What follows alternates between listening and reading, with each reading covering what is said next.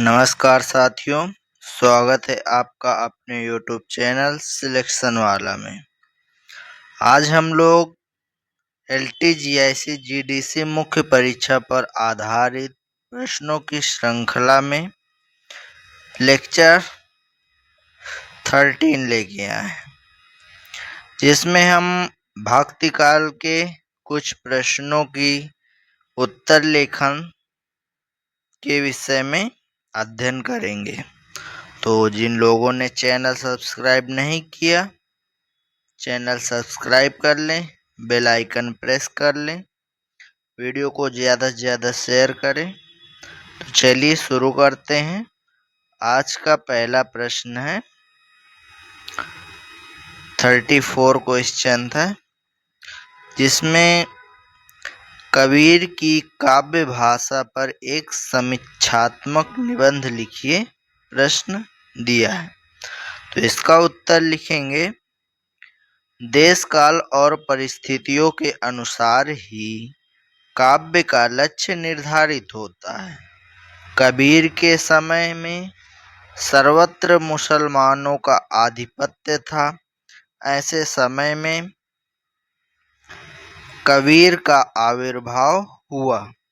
उन्होंने अपने चारों ओर के वातावरण को देखा, परखा और काव्य के माध्यम से समाज के उद्धार का बीड़ा उठाया।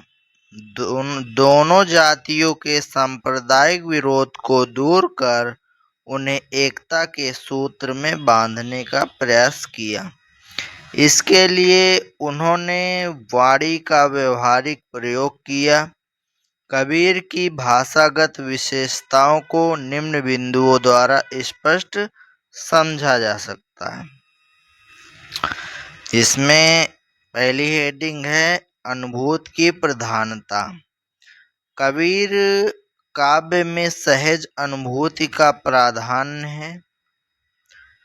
उनका संपूर्ण कथन उनकी अनुभूतियों का ही प्रकाशन है।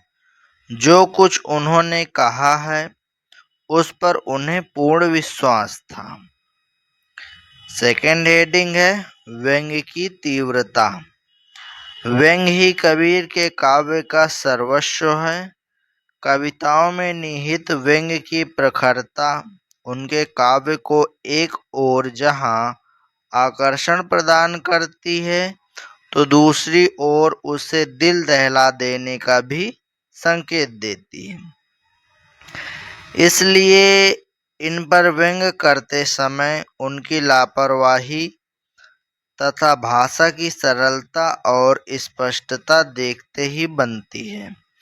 समाज की अधार्मिक वृत्ति पर किए गए उनके व्यंग्य को देखिए। जैसे उन्होंने लिखा है, सतवंती को गजी मिले नहीं, वैसे पहिरे खासा है, जय घर साधु भीख न पावे, मडुआ खात बतासा है। इस प्रकार के व्यंग्य उन्होंने प्रकट किए हैं। नेक्स्ट हेडिंग है रहस्यवादी भावनाओं की अभिव्यक्ति। कबीर के प्रेम मूलक रहस्यवाद उनके काव्य का सर्वश्रेष्ठ तत्व है। प्रियतमा अर्थात आत्मा और प्रिय अर्थात ब्रह्म के मिलन और विरह की अनुभूति बड़ी ही सरस एवं आकर्षक है। विरहानुभूति के चित्र सहृदय पाठकों को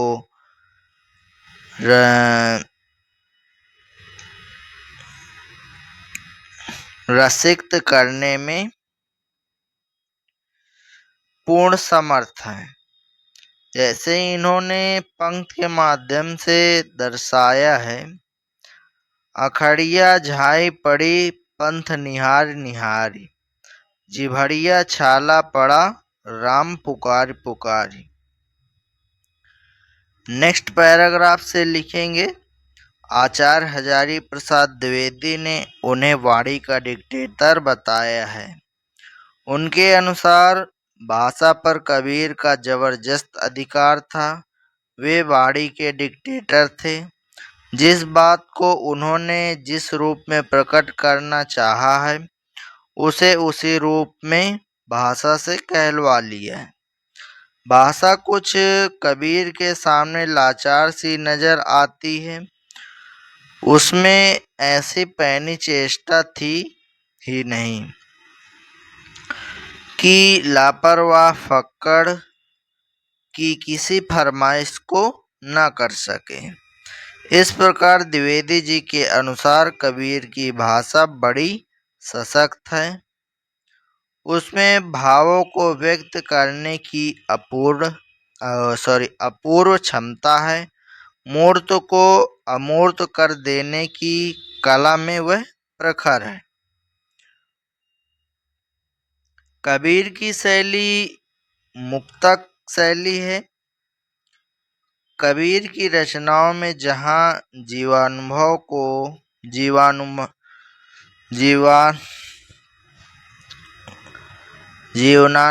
को सूक्ष्म रूप से कहने की आवश्यकता पड़ी है, वहाँ साखी वाली मुक्तक शैली का प्रयोग किया गया है। और जहाँ पर आत्मानुभूत को व्यक्त किया गया, वहाँ पर पद शैली का प्रभाव है। जीवन की विशदता का चित्रण उनका इष्ट न था। फलतः प्रबंध शैली का प्रयोग उनकी रचनाओं में नहीं मिलता। उनकी यह मुक्तक शैली उनके कथ्य के अनुरूप सरल एवं प्रभावपूर्ण है। इस प्रकार इस प्रश्न का उत्तर देंगे। आप लोग इन उत्तरों को शॉर्ट भी कर सकते हैं। अगला क्वेश्चन है, भक्ति आंदोलन के उदय के कारणों की विवेचना कीजिए। तो उत्तर लिखेंगे, भक्ति आंदोलन के उदय के कारणों की व्याख्या करते हुए ग्रियर्सन सबसे पहले इसके आकस्मिक प्रादुर्भाव का संकेत देते हैं और अनुमान के आधार पर भक्ति आंदोलन को ईसाईयत की देन बताते हैं। भक्ति आंदोलन के उद्भव की व्याख्या इस्लाम के परिप्रेक्ष्य में भी की गई है। ताराचंद ने इसे इस्लाम की देन माना है। उनका मानना है कि भक्ति आंदोलन इस्लाम के प्रारंभिक काल में ही पश्चिमी समुद्र तट पर जा बसे अरबों की देन है। आचार्य रामचंद्र शुक्ल ने भक्ति आंदोलन का राजनीतिक परिस्थितियों से संबंध स्थापित करने की चेष्टा की है। मुस्लिम शासन की स्थापना और हिंदुओं के मंदिरों के विध्वंस, दुरावस्था के टूटे जाने एवं पूज्य व्यक्तियों के अपमान और इन परिस्थितियों के डर से धर्म की व्यवस्था से जोड़कर देखने की कोशिश की है। शुक्ल जी ने लिखा है, भक्ति का जो सोता दक्षिण की ओर से धीरे धीरे उत्तर भारत की ओर पहले से ही आ रहा था, वह राजनीतिक कारणों से जनता के शून्य पड़े हृदय में स्थान पाकर फैल गया। वहीं हजारी प्रसाद द्विवेदी ने तो ग्रियर्सन की व्याख्या से सहमत न होते हुए आचार्य शुक्ल की व्याख्या का भी विरोध किया। उनका मानना है कि यदि इस्लाम नहीं भी आया होता तो हिंदी साहित्य का स्वरूप बहुत अंशों में वैसा ही होता जैसा आज है। वे भक्ति आंदोलन को भारतीय चिंतन धारा के स्वाभाविक विकास के रूप में देखते हैं। स्पष्ट है कि आचार्य शुक्ल भक्ति आंदोलन को पराजय की मनः स्थिति से जोड़कर देखते हैं और इसे हताशा धर्म की स्वाभाविक अभिव्यक्ति मानते हैं। उधर आचार्य द्विवेदी की दृष्टि में भक्ति आंदोलन लोक धर्म की स्वाभाविक अभिव्यक्ति है। इस प्रकार इस प्रश्न का उत्तर देंगे। नेक्स्ट है प्रश्न 36। निर्गुण एवं सगुण भक्ति धारा में प्रमुख अंतर क्या है? तो लिखेंगे निर्गुण धारा एवं सगुण धारा भक्तिकालीन काव्य के दो रूप हैं। इन दोनों धाराओं में प्रमुख अंतर निम्नोक्त दिया है, जिसमें पहला पॉइंट है निर्गुण धारा के काव्य में निराकार ब्रह्म की आराधना की गई है, जबकि सगुण धारा के काव्य में साकार राम एवं कृष्ण स्वरूप की भक्ति का अंकन किया गया है। सेकंड पॉइंट है निर्गुण धारा के कवियों ने जाति पाति रूढ़ियों का विरोध कर समाज सुधार पर बल दिया, जबकि सगुण भक्ति धारा के कवियों ने राम और कृष्ण के लोक रंजक रूपों का वर्णन करके लोक मंगल पर बल दिया है। थर्ड पॉइंट है निर्गुण काव्य धारा के काव्य में रहस्यवाद एवं मसनवी शैली को अपनाया गया है, जबकि सगुण धारा के काव्य में समन्वय एवं सौंदर्य अंकन की प्रधानता है। फोर्थ पॉइंट है सगुण काव्य धारा ईश्वर की लीलाओं व अवतार पर विश्वास करता है, जबकि निर्गुण काव्य धारा के मत में ईश्वर निराकार है, वह अवतार नहीं लेता है। निर्गुण धारा के ज्ञान मार्गी शाखा में बाह्य आडंबरों का विरोध एवं आंतरिक शुद्धता पर जोर दिया गया है, जबकि सगुण धारा के राम मार्गी शाखा में वैष्णव मत को स्वीकार कर विष्णु के अवतार रूपों को महत्व दिया गया है। 6 पॉइंट है निर्गुण के प्रमुख कवि कबीर, दादू दयाल, रैदास आदि हैं, जबकि सगुण धारा के प्रमुख कवि तुलसीदास, केशवदास, नावादास आदि हैं। इस प्रकार इस प्रश्न का उत्तर देंगे। नेक्स्ट क्वेश्चन है 37। उलट बासी से क्या तात्पर्य है?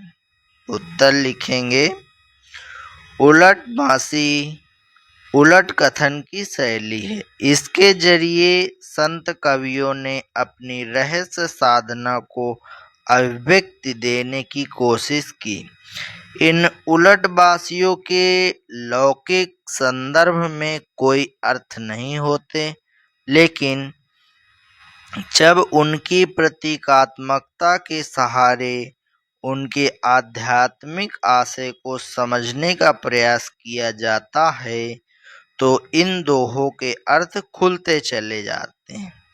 इनका मानना था कि लौकिक जीवन का प्रवाह सीधा होता है और आध्यात्मिक जीवन का प्रवाह उल्टा होता है। अतः लौकिक जीवन का अनुभव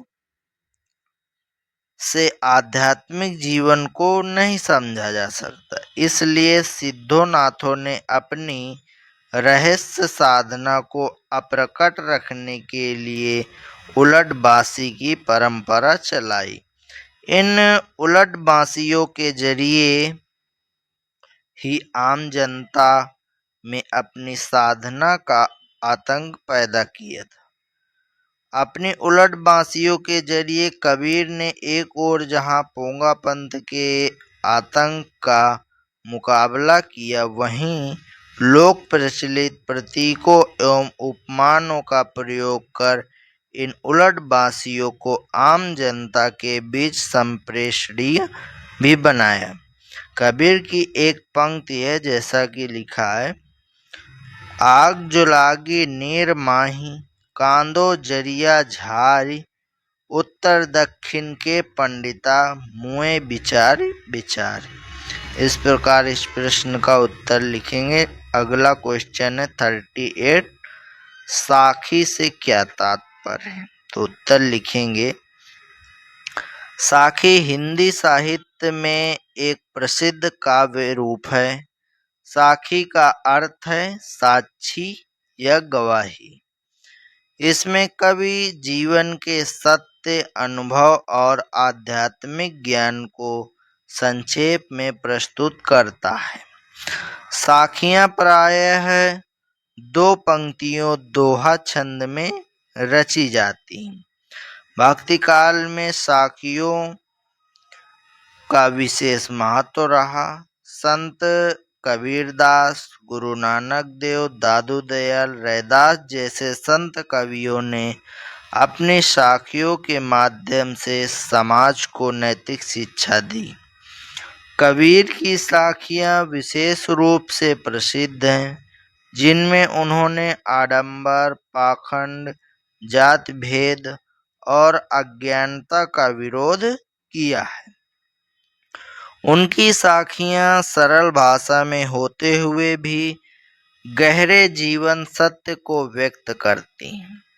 साखी का उद्देश्य आत्मज्ञान और ईश्वर भक्ति की ओर प्रेरित करना है। इनमें गुरु की महिमा, नाम स्मरण, सत्य, प्रेम, करुणा और अहंकार त्याग जैसे विषयों का वर्णन मिलता है। इस प्रकार इसका उत्तर लिखेंगे। नेक्स्ट क्वेश्चन है 39। निर्गुण भक्ति के 5 मूल तत्व बताइए। तो इसका पहला पॉइंट है, निर्गुण सगुण से परे, अगम्य, अनंत, अज्ञात ब्रह्म का नाम जप है। नाम स्मरण को सर्वोच्च महत्व, नाम ही भक्ति व मुक्ति का दाता है। सेकंड पॉइंट है। थर्ड पॉइंट लिखा है, समस्त कर्मकांडों को ध्वस्त करते हुए मानवीय प्रेम की प्रतिष्ठा। फोर्थ है, सहज साधना की मांग। फिफ्थ पॉइंट है, मानव को ऐसे विश्वव्यापी धर्म के सूत्र में निबद्ध करना जहां वर्ण, वर्ग व जाति भेद का कोई स्थान नहीं हो। नेक्स्ट क्वेश्चन है 40 नंबर, भक्ति से क्या तात्पर्य है। तो उत्तर लिखेंगे, भक्ति शब्द भज सेवायाम धातु में कितिन प्रत्यय लगाने से बना है, जिसका अर्थ है सेवा। यह भागवत प्रेम के अर्थ में रूढ़ हो गया है। अतः भक्ति का अर्थ है ईश्वर के प्रति परम अनुराग। आचार्य सांडिल्य के अनुसार परम अनुरक्ति का अर्थ है सहज प्रेम, निःशेष भाव से भगवान के प्रति आत्मसमर्पण। जब प्रेम लौकिकता से अलौकिकता की ओर उन्मुख होता हुआ श्रद्धा तत्व से संपृक्त होता है, तो वह प्रेम न रहकर भक्ति में परिवर्तित हो जाता है। स्पष्ट है कि भक्ति ईश्वर के प्रति प्रेम का ही दूसरा नाम है। इस प्रकार इन प्रश्नों के उत्तर देंगे। आज की क्लास यहीं तक। अगर वीडियो अच्छी लगी हो तो चैनल को सब्सक्राइब करें, वीडियो को लाइक करें तथा बेल आइकन प्रेस करें ताकि आपको नोटिफिकेशन मिलता रहे। वीडियो को ज़्यादा से ज़्यादा शेयर करें। Thank you. जय हिंद साथियों।